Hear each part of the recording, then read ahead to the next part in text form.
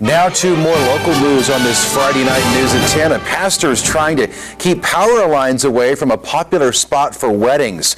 Thorncrown Chapel in Eureka Springs, Arkansas is near a proposed route for new electrical transmission lines. And Color 10's Kevin Schwaller visited the chapel today and shows why some members of the community are organizing against the plan.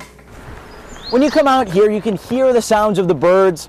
You can smell the fresh leaves. Now one of 6 plans to extend electrical transmission lines in this part of Arkansas would bring them close to here, near the entrance of Thorncrown Chapel.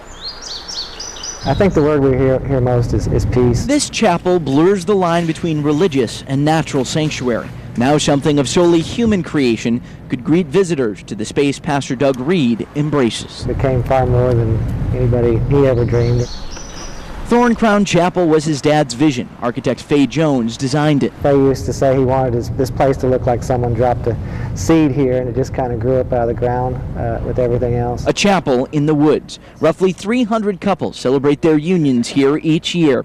Now Pastor Reed says he's trying to protect this escape. So if you harm or disturb the environment, you harm the building equally.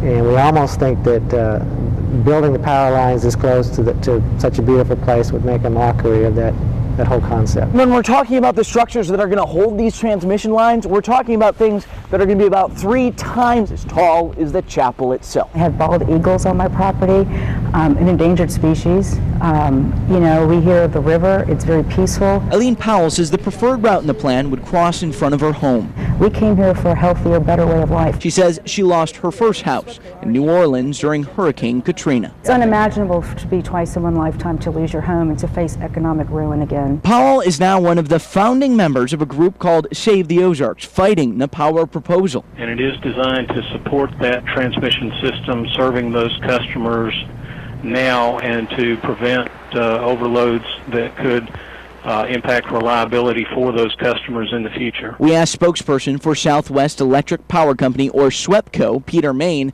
about the area's concerns. They worry about the amount of trees the power company will have to cut down to make for the 48 miles of lines. They believe chemicals sprayed to stop overgrowth could contaminate water. If there are potential issues of concern among landowners or other stakeholders, those are certainly issues that can be raised at the Arkansas Public Service Commission. It has a profound effect on just about everyone that comes here. That's why Reed is praying that metal and electricity won't adulterate oak and stone. And that's what this plan is about, power. SWEPCO says that it needs these lines in order to make the system more reliable and to prevent overloads. There is a regional organization that came up with a plan to try and meet future needs. This is part of that plan.